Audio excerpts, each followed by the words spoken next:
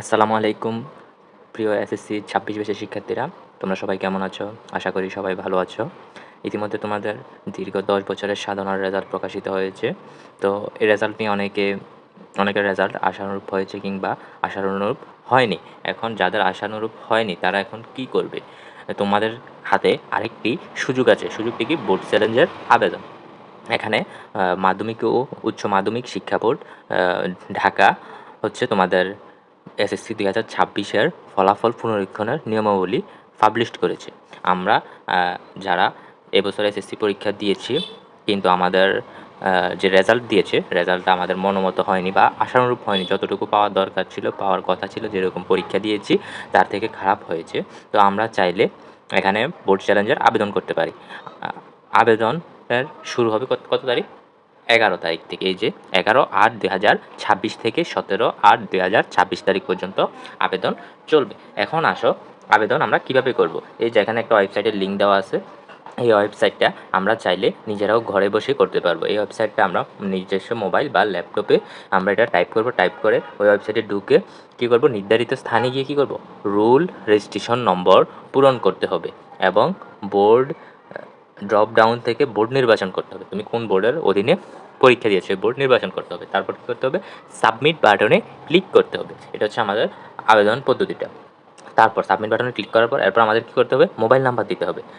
অবশ্যই মোবাইল নাম্বারটা আমাদের সচল দিতে হবে, কারণ এই মোবাইল নাম্বারে দেখো পুনরীক্ষণের ফলাফল প্রকাশিত হলে এই মোবাইল নাম্বারে SMS পাঠানো হবে। তখন পরবর্তী স্ক্রিনে শিক্ষার্থীর বিষয়ভিত্তিক ফলাফল দেখা যাবে। এক বা একাধিক বিষয় পুনরীক্ষণের জন্য বিষয়সমূহ নির্বাচন করে ফি প্রদান করুন বাটনে ক্লিক করতে হবে। প্রতি বিষয়ের জন্য ১৫০ টাকা হারে প্রযোজ্য। প্রতি বিষয় ১৫০ টাকা করে চার্জ কাটবে, ঠিক আছে? তারপর আসো, দ্বিপত্র বিশিষ্ট বিষয়ের ক্ষেত্রে উভয়ের আবেদন করতে হবে। তারপর পরবর্তী স্ক্রিনে কী করবে? প্রদেয় ফি এর পরিমাণ দেখা যাবে। বিকাশ, নগদ অথবা সোনালী সেবার মাধ্যমে ফি সেবা পরিশোধ করতে পারবে। ফি পরিশোধের বিস্তারিত ধাপসমূহ উপরের পোর্টালে হেল্প বাটনে ক্লিক করে দেখে নেওয়া যাবে, ঠিক আছে? তো ফি পরিশোধের করে আমাদের পোর্টালে জমা দিন বাটনে ক্লিক করুন।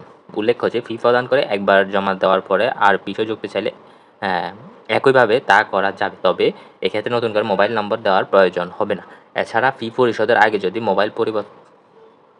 যদি আবেদন পরিবর্তন বা পরিমার্জনের প্রয়োজন হয়, সেক্ষেত্রে মুছে ফেলুন বাটনে ক্লিক করে নির্বাচিত বিষয়গুলো যেগুলোর জন্য এখনও ফি প্রদান করা হয়নি প্রত্যাহার করা যাবে। নতুন করে বিষয় নির্বাচন করা যাবে। তবে একবার ফি জমা দিলে আবেদনকৃত বিষয়গুলো আর বাতিল করা যাবে না এবং কোনো অবস্থাতে ফি ফেরত দেওয়া হবে না। ম্যানুয়ালি কোনো আবেদন গ্রহণ করা হবে না। এই ছিল আমাদের নোটিশ। ওভারঅল আমাদের যে নোটিশটা হচ্ছে, আমরা যারা বোর্ড চ্যালেঞ্জ করতে চাই, তো আমরা ফার্স্টে একটা ওয়েবসাইটে যাব। ওয়েবসাইটে গিয়ে কী করব? ওয়েবসাইটে গিয়ে রেজিস্ট্রেশন নম্বর, রোল নম্বর দিব। তারপর ড্রপডাউন মেনু থেকে আমরা কী করব? বোর্ড সিলেকশন করব, সাবমিট বাটন ক্লিক করব। তারপর মোবাইল নাম্বার দেবো, সচল মোবাইল নাম্বার। তারপর হচ্ছে যে বিষয়ে আবেদন করতে চাই ওই বিষয় সিলেক্ট করব, আর প্রতি বিষয়ের জন্য ১৫০ টাকা করে চার্জ কাটবে। তো এইটা আমরা বিকাশ, নগদ, রকেট বা সোনালী যে কোনো সকল মাধ্যমে দিতে পারবো, আমরা দিয়ে দিব, ঠিক আছে? তারপর আসেন, আমরা এভাবে চাইলে আবেদনটা করতে পারবো। এখন আসেন, আপনারা চাইলে আমাদের মাধ্যমে আবেদন করতে পারেন। আমরাও বোর্ড চ্যালেঞ্জের আবেদন করে থাকি। তার জন্য কিছু ফি প্রযোজ্য, আমরা কিছু চার্জ নেব, ঠিক আছে? তো যারা আমাদের মাধ্যমে আবেদন করতে চান, আমাদের হোয়াটসঅ্যাপ বা পেজে যোগাযোগ করবেন, আর এভাবে আপনারা ঘরে বসে আবেদন করতে পারবেন, ঠিক আছে? তো সবাই ভালো থাকেন, সুস্থ থাকেন। আল্লাহ হাফেজ। আসসালামু আলাইকুম।